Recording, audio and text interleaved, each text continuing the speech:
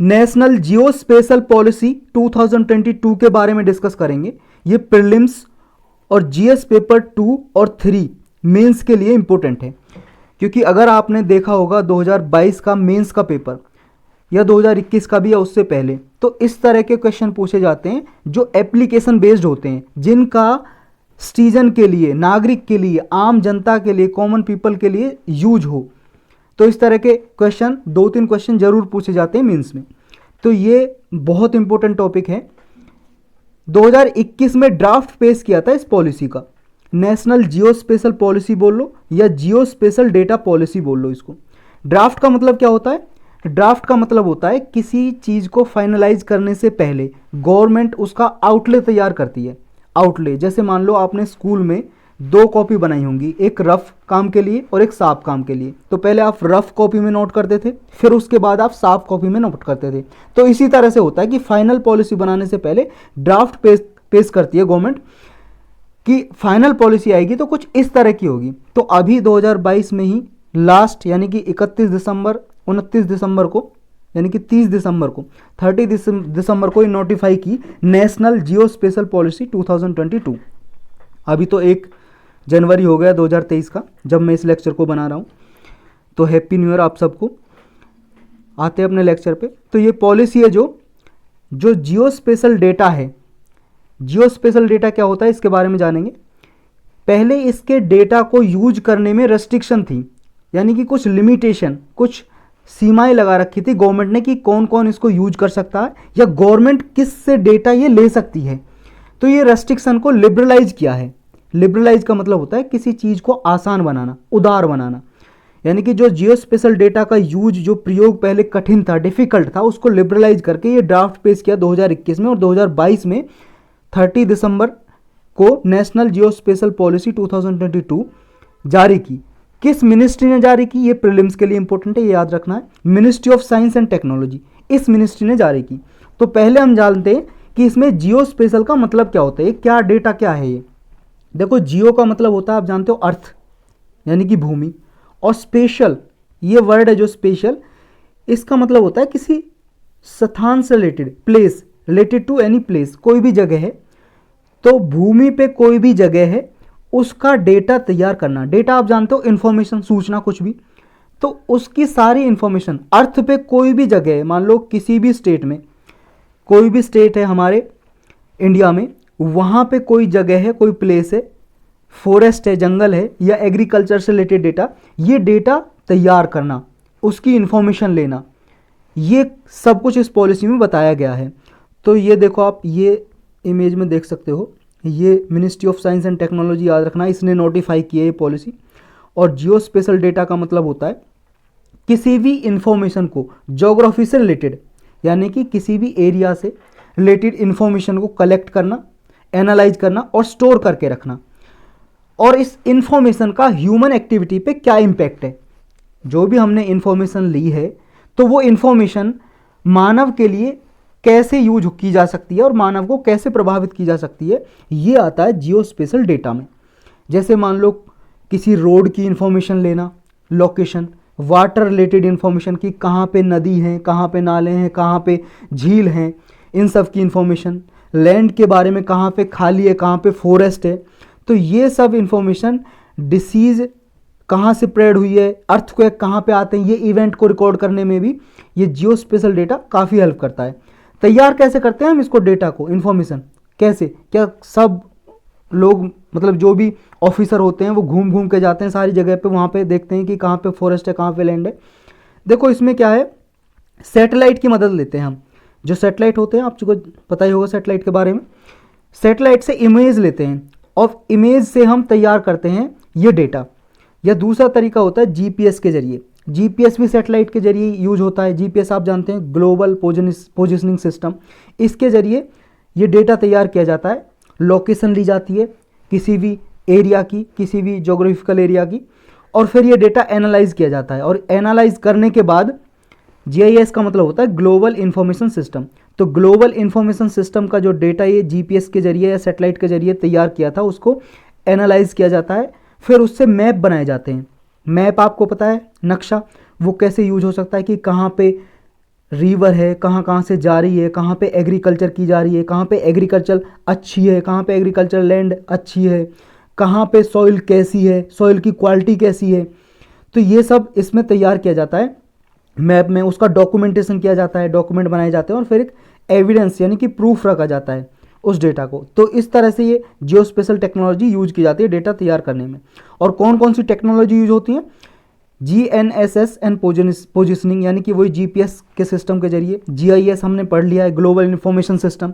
Earth observation satellite, earth observation के नाम से सैटेलाइट होते हैं, जैसे कम्युनिकेशन से रिलेटेड सैटेलाइट होते हैं जो फ़ोन आप करते हो उसके लिए यूज किए जाते हैं।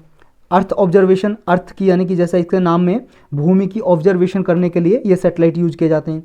3D स्कैनिंग, ये 3D स्कैनिंग ये टेक्नोलॉजी यूज की जाती है।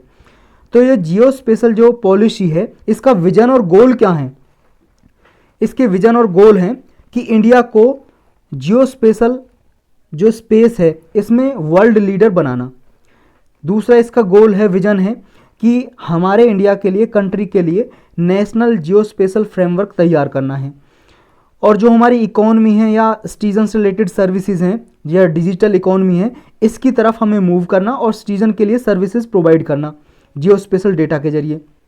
और जो भी ये डेटा है इसको कलेक्ट करके इसकी अवेलेबिलिटी इंश्योर की जाए कि सभी के लिए डेटा उपलब्ध हो। मान लो कोई प्राइवेट ऑर्गेनाइजेशन डेटा यूज करना चाहती है तो उसके लिए भी यूज हो। तो तभी तो इसको लिबरलाइज किया है जो हमने स्टार्टिंग में पढ़ा, ताकि प्राइवेट ऑर्गेनाइजेशन है या इंस्टीट्यूशन है वो भी डेटा दे भी सकें। कोई मान लो डेटा देना चाहता है वो दे भी सकें और डेटा को यूज भी कर सकें, तो लिबरलाइज किया है। तो ये इसका विजन और गोल हमने जाना। अब इसको डिटेल में पढ़ते हैं, पॉलिसी है क्या। पहला तो ये जानना है कि सिटीजन सेंट्रिक पॉलिसी है, यानी कि सिटीजन को ध्यान में रख के ये पॉलिसी बनाई गई है, नागरिक को ध्यान में रख के। और जियो स्पेशल सेक्टर में ये सपोर्ट करेगी, क्या क्या सपोर्ट करेगी? एक तो नेशनल डेवलपमेंट, हमारे राष्ट्र के विकास के लिए, इकोनॉमिक प्रोस्पेरिटी, आर्थिक समृद्धि के लिए, और इंफॉर्मेशन इकोनॉमी, इनके लिए ये सपोर्ट करने के लिए पॉलिसी लाई गई है। ये पॉलिसी का टारगेट क्या है, एम क्या है, लक्ष्य? देखो हमने गोल और विजन पढ़े, वैसे गोल एम एक ही बात होती है, विजन, लेकिन अलग से ये विजन गोल पूछे तो ये वाले आपको याद रखने हैं, और एम पूछे तो 13 ईयर के लिए गाइडलाइन तैयार की है, 13 साल के लिए। किस लिए? ताकि हमारी कंट्री में जो जियो स्पेशल डेटा इंडस्ट्री है उसको प्रमोट किया जाए और एक नेशनल फ्रेमवर्क डेवलप किया जाए ताकि सिटीजन सर्विस प्रोवाइड की जाए, इंप्रूव की जाए। मतलब नागरिक के लिए जो सेवाएं हैं जियो स्पेशल डेटा से रिलेटेड उनको इंप्रूव किया जाए। और भी कुछ इसमें है। थीम्स क्या हैं? देखो जियो स्पेशल डेटा थीम्स को 14 कैटेगरी में डिवाइड किया गया है और उनकी अलग अलग एप्लीकेशन है। जैसे किसी की डिजास्टर मैनेजमेंट के लिए है, कोई डेटा है, मान लो कहाँ कहाँ पे डिजास्टर आपदा आता है, अर्थक्वेक कहाँ पे आता है, भूकंप कहाँ पे आता है, या साइक्लोन कहाँ पे आता है, ज़्यादा बारिश कहाँ पे हो रही है, सुनामी कहाँ पे आ रही है, तो इस डेटा को यूज किया जा सकता है वहाँ पे। माइनिंग के लिए, माइनिंग करते हैं ना, खदानों को खोदते हैं, फॉरेस्ट्री के लिए ये डेटा यूज किया जा सकता है। तो ऐसे 14 कैटेगरी में, 14 कैटेगरी में डिवाइड किया गया डेटा। अब इस डेटा को डिवाइड करने के लिए टेक्नोलॉजी इंफ्रास्ट्रक्चर बनाया है, मतलब बनाया जाएगा, अभी इसमें पॉलिसी में है तो वो बनाया जाएगा। टेक्नोलॉजी इंफ्रास्ट्रक्चर में 2 टेक्नोलॉजिकल इंफ्रास्ट्रक्चर होंगे। एक तो जियो स्पेशल नॉलेज इंफ्रास्ट्रक्चर, इसमें क्या है कि हम डेटा को तैयार करेंगे, और एक होगा इंस्टीट्यूशनल इंफ्रास्ट्रक्चर। इंस्टीट्यूशनल में हम इंस्टीट्यूशन बनाएंगे जो उस डेटा को इंप्लीमेंट करेगा। तो जियो स्पेशल नॉलेज इंफ्रास्ट्रक्चर है, उसमें देखो गवर्नमेंट 2030 तक एक integrated data and information framework बनाएगी। ये क्या करेगा? डेटा को एनालाइज करेगा, स्टोर करेगा, स्टोर करके रखेगा डेटा को। एक जैसे मान लो कोई साइट है इंटरनेट पे, तो इस तरह से एक साइट बनाई जाएगी, पोर्टल बनाया जाएगा integrated data and information framework के नाम से 2030 तक। और एक बनाएगा गवर्नमेंट 2035 तक ये नेशनल डिजिटल ट्विन, ये तैयार करेगा। ये टॉपोग्राफिकल सर्वे को हाई रेजोल्यूशन में तैयार करेगा और मैपिंग करेगा, मैपिंग वगैरह तैयार करेगा। इसमें सारी इन्फॉर्मेशन होगी, मतलब इसमें इन्फॉर्मेशन होगी। और एक इंस्टीट्यूशनल इंफ्रास्ट्रक्चर, यानी कि जो इस डेटा को तैयार करेगा, इंस्टीट्यूशन होंगे, इंस्टीट्यूशन कोई भी संस्था होगी, एक कमेटी बनाई जाएगी, geospatial data promotion and development committee. ये कमेटी क्या करेगी? जितना भी ये सारी गाइडलाइंस है इनको फॉर्मुलेट करना, यानी कि बनाना, और इनको इम्प्लीमेंट करना, लागू करना। और जितने भी जियो स्पेशल सेक्टर से रिलेटेड एक्टिविटी हैं, प्रोग्राम है या स्ट्रेटजी है, उनको प्रमोट करना इसका काम रहेगा इस कमेटी का। तो देखो आपको ये ना याद होनी चाहिए, मीन्स में जब आप लिखते हो तो अगर ये फैक्चुअल डेटा थोड़ा डालते हो तो आपको नंबर ज़्यादा मिलते हैं। तो ये कमेटी बनाई जाएंगी। दो ही तो चीज़ें इसमें, एक तो ये जियो स्पेशल नॉलेज इंफ्रास्ट्रक्चर में क्या है, इंटीग्रेटेड डेटा इंफॉर्मेशन फ्रेमवर्क है, और नेशनल डिजिटल ट्विन, ये डेटा को स्टोर करेंगे, एनालिसिस करेंगे। गाइडलाइंस कौन बनाएगा, ये कमेटी बनाई जाएगी ये।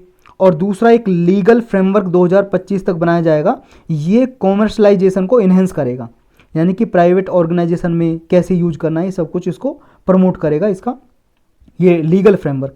यानी कि एक तरह से लीगल फ्रेमवर्क का मतलब है रूल्स रेगुलेशन। अब इस पॉलिसी का सिग्निफिकेंस क्या है, यानी कि इंपॉर्टेंस क्या है, ये जान लेते हैं। एक तो ये कवरेज को इंक्रीज करेगा। कवरेज का मतलब पहले क्या था कि जो जियो स्पेशल डेटा है गवर्नमेंट एजेंसी यूज कर सकती थी, या और करती थी तो अप्रूवल लेनी पड़ती थी, या ये डेटा जब तैयार किया जाता था तो गवर्नमेंट एजेंसी जो होती हैं, गवर्नमेंट ऑफिसर हैं या सैटेलाइट से डेटा है, वो सब कुछ ही यूज किया जाता था। अब क्या होगा इसमें, कोई भी प्राइवेट ऑर्गेनाइजेशन कोई डेटा देना चाहती है गवर्नमेंट को, दे सकती है। एनजीओ, नॉन गवर्नमेंटल ऑर्गेनाइजेशन, गैर सरकारी संस्था, या कोई इंडिविजुअल लोग है कोई भी, आप या हम कोई डेटा देना चाहते हैं, ऑफर करना चाहते हैं गवर्नमेंट को, जियो स्पेशल डेटा से रिलेटेड इन्फॉर्मेशन कोई भी, तो दे सकते हैं। गवर्नमेंट एजेंसी तो पहले भी दे सकती थी, अब भी दे सकती है। एकेडमी हो या रिसर्च इंस्टीट्यूशन हो, सब इसमें पार्टिसिपेट कर सकते हैं, डेटा ऑफर कर सकते हैं। और पहले जो प्रायर अप्रूवल चाहिए थी, गवर्नमेंट से अनुमति लेनी पड़ती थी, वो नहीं चाहिए अब। प्रायर अप्रूवल की रिक्वायरमेंट नहीं है गवर्नमेंट से, ना ही सिक्योरिटी क्लियरेंस के लिए, और भी बहुत सारी जो मैनेजमेंट के लिए रेस्ट्रिक्शन थी वो हटा दी गई हैं गवर्नमेंट के द्वारा। अब क्या है, सिर्फ सेल्फ सर्टिफिकेशन चाहिए, यानी कि खुद जो कोई प्राइवेट ऑर्गेनाइजेशन है या इंडिविजुअल जो डेटा दे रहा है बस अपने साइन करेगा और दे देगा, सेल्फ सर्टिफाइड हो जाएगा। नेक्स्ट है इसमें फ्री हैंड है, फ्री हैंड दिया है at processing of geospatial data. अब क्या है, कोई भी आदमी, इंडिविजुअल या इंस्टीट्यूशन जियो स्पेशल डेटा को प्रोसेस कर सकता है और अपनी नई एप्लीकेशन बना सकता है और इसको प्रॉफिट के लिए यूज कर सकता है, अपने प्रॉफिट के लिए। लेकिन हाँ, ये याद रखना है कि डिफेंस या सिक्योरिटी रिलेटेड डेटा को यूज नहीं कर सकता। जो रक्षा के लिए, सिक्योरिटी के लिए, हमारी नेशन यानी कि कंट्री की सिक्योरिटी के लिए डेटा यूज, जो डेटा है उसको यूज नहीं किया जा सकता। तो ये प्रीलिम्स के लिए यूज हो सकता है इसका, ऐसे पूछ सकता है यूपीएससी कि कोई भी डेटा को और किसी भी डेटा को यूज कर जा सकता है, तो वो गलत हो जाएगा। वो कह देगा any one can process any data, including कर देगा एक्सेप्ट की जगह, including defence and security related data. तो याद रखना है एक्सेप्ट है, यानी कि इसके सिवा, डिफेंस और सिक्योरिटी रिलेटेड डेटा के अलावा सब यूज कर सकेगा। मल्टी डायमेंशनल एप्लीकेशन है इसकी, ये तो हमने ऊपर भी पढ़ा है। एग्रीकल्चर के लिए यूज हो सकता है इस डेटा का, नेशनल डेवलपमेंट इनिशिएटिव के लिए, इकोनॉमी के लिए यूज हो सकता है। इसके हम एग्रीकल्चर में और अलाइड सेक्टर में क्या क्या एप्लीकेशन है, यूज हैं, इनके बारे में अलग से लास्ट में डिस्कस करेंगे, क्योंकि यूपीएससी प्रीलिम्स में एप्लीकेशन बेस्ड क्वेश्चन पूछता है किसी भी पॉलिसी से या कोई टेक्नोलॉजी है, तो इसके बारे में हम डिटेल में डिस्कस करेंगे। लोकल रिलेवेंस पे भी फोकस किया है, यानी कि लोकली अवेलेबल जो डेटा है या मैप है उनकी इंपॉर्टेंस भी इसमें रिकॉग्नाइज की है। स्टार्टअप को प्रमोट किया जाएगा, जो नई नई स्टार्टअप हैं, स्टार्टअप का मतलब नई नई कंपनियां हैं, वो कोई आइडिया लेके आती हैं, इनोवेशन क्रिएशन, उनको प्रमोट किया जाएगा इस पॉलिसी में। ब्लू इकोनॉमी है इंडिया की, उसको भी सपोर्ट किया जाएगा। ब्लू इकोनॉमी जहाँ पे आ जाए, यानी कि वाटर से रिलेटेड कोई बात हो रही है। 2035 तक इसमें मैप इंक्लूड किए जाएंगे मेजर सिटी के, टाउन के, उनमें बैथीमेट्रिक जो स्पेशल डेटा तैयार किया जाएगा, डेवलप किया जाएगा, जो किससे रिलेटेड होगा, इनलैंड वाटर से। इनलैंड वाटर का मतलब हमारे इंडिया के अंदर जो भी वाटर है, रिवर है, नदियों का पानी है, झील का है, लेक का, या किसी भी और स्ट्रीम है कोई भी, उसका डेटा, या सी सरफेस टोपोग्राफी है, समुद्र से रिलेटेड जो टोपोग्राफी होती है, जैसे इंडिया के बॉर्डर पे यहाँ पे कोई डेटा है पानी से रिलेटेड, सैलो या डीप सी है, सबका डेटा इसमें तैयार किया जाएगा। अब इसकी एप्लीकेशन देखते हैं, जियो स्पेशल डेटा की एप्लीकेशन मतलब यूज, प्रयोग, एग्रीकल्चर में और अलाइड सेक्टर में। कृषि में देखो प्राइवेट पार्टिसिपेशन को प्रमोट किया जाएगा, एग्रीटेक में प्राइवेट ऑर्गेनाइजेशन भी पार्टिसिपेट कर सकेंगे, जो हमने ऊपर डिस्कस किया। दूसरा है प्रीसीजन फार्मिंग को इसमें अडॉप्ट किया जा सकेगा। प्रीसीजन फार्मिंग क्या होती है?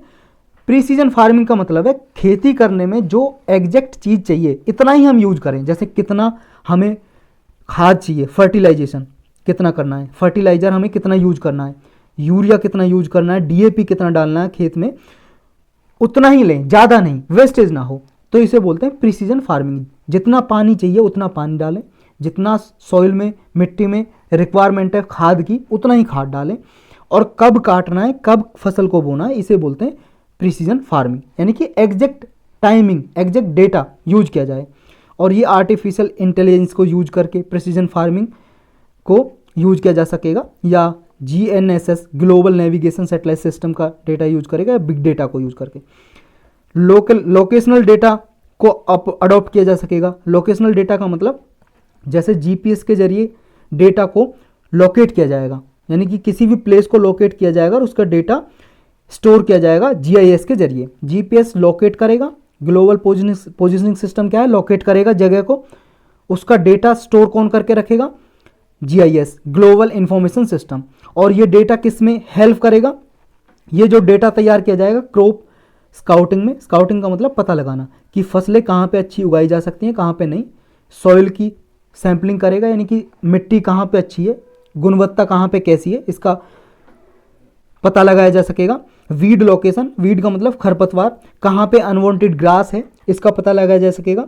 हार्वेस्टिंग कब करनी है और एक्यूरेट प्लांटिंग कब करनी है, किस टाइम पे करनी है, ये सब सहायता मिलेगी। बेटर क्रॉप फोरकास्टिंग की जा सकेगी। क्रॉप फोरकास्टिंग का मतलब, फोरकास्टिंग मतलब एक तरह से भविष्यवाणी करना कि कहाँ पे क्रॉप अच्छी हो रही है। पहले क्या था कि इस जियो स्पेशल डेटा का लिमिटेड यूज था रिमोट सेंसिंग डेटा में, अब क्या है इसका क्रॉप फोरकास्टिंग के लिए यूज किया जा सकेगा वाइडर तरीके से। इसमें 4R अप्रोच होगी। 4R का मतलब 4R, एक R का मतलब है राइट प्रोडक्ट, दूसरा right rate, right time, right place. यानी कि क्रॉप सिस्टम के लिए, फार्मिंग सिस्टम के लिए न्यूट्रिएंट लॉस होते हैं, जो फार्मिंग करने के दौरान जो पोषक तत्व रिड्यूस हो जाते हैं, उनको क्या है, पोषक तत्वों को बढ़ाने के लिए हमें राइट टाइम चाहिए, राइट रेट चाहिए, राइट प्लेस चाहिए, राइट प्रोडक्ट चाहिए। यानी कि कौन सा प्रोडक्ट हमें यूज करना है, राइट प्रोडक्ट का पता चलेगा at right rate, right rate पे, यानी कि सही प्राइस पे हमें वो मिल सके किसान को, और राइट टाइम पे कब यूज करना है, फसल को कब देना है वो फर्टिलाइजर, पानी, ये सब कुछ, या राइट प्लेस पे किस जगह पे यूज करना है। तो ये 4R अप्रोच अपनाई जा सकेगी इस डेटा के जरिए, जियो स्पेशल डेटा के जरिए।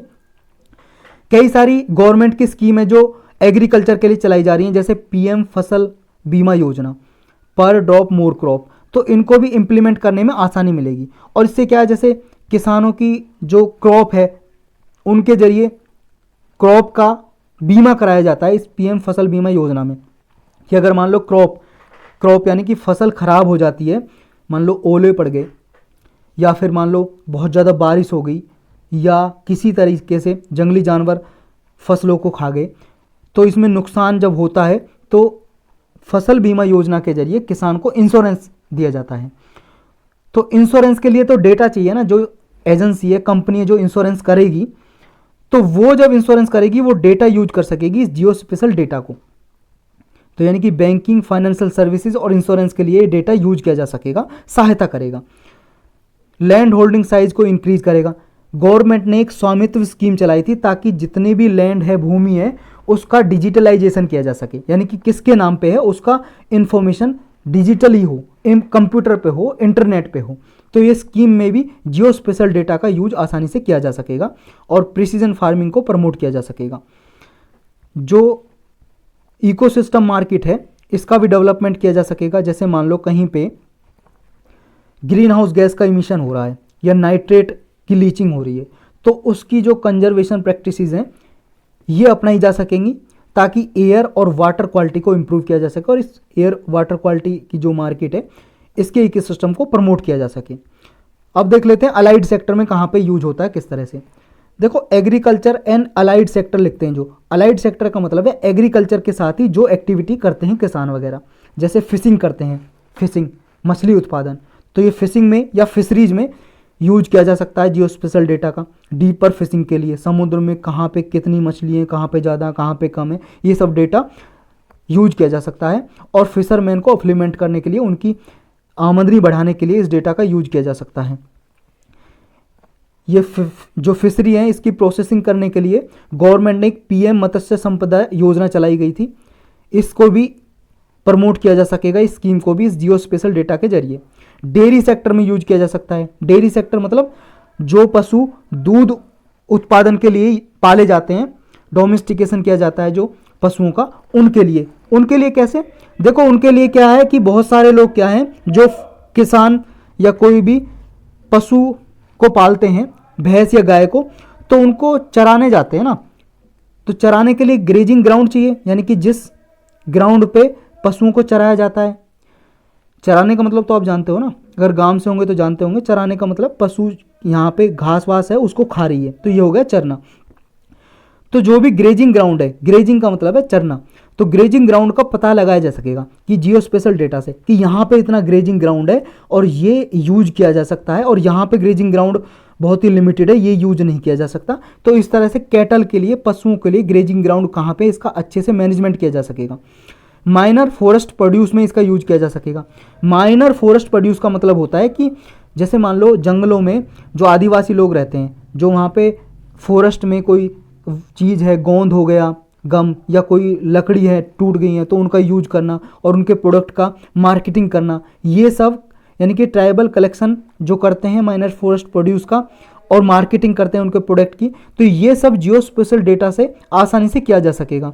इसके लिए देखो ministry of environment, forest and climate change है, ये लिडार टेक्नोलॉजी का यूज करती है। अभी लिडार टेक्नोलॉजी से क्या है कि फॉरेस्ट में कहाँ पे वाटर की रिक्वायरमेंट है, अगर वहाँ पे मान लो कहीं पे बारिश नहीं हो रही है तो वहाँ पे वाटर की रिक्वायरमेंट है, पेड़ों को पानी चाहिए फॉरेस्ट में, तो ये लिडार टेक्नोलॉजी का यूज करके पता लगाती है मिनिस्ट्री, और फिर वहाँ पे पानी छिड़का जाता है, पानी दिया जाता है फॉरेस्ट में। तो जियो स्पेशल डेटा का यूज किया जा सकेगा इसके लिए। लिडार टेक्नोलॉजी क्या है, इसको डिटेल में कैसे काम करती है, साइंस एंड टेक की प्लेलिस्ट बनी हुई है चैनल पे, वहाँ पे जाके आप देख सकते हो। नीचे सिंपल CSC लिखा आ रहा है आपके, वहाँ पे क्लिक करोगे प्लेलिस्ट आएगी, प्लेलिस्ट में साइंस एंड टेक के प्लेलिस्ट में जाओगे, वहाँ पे मिल जाएगा इसका लेक्चर। ये भी बहुत यूजफुल लेक्चर है, लिडार टेक्नोलॉजी।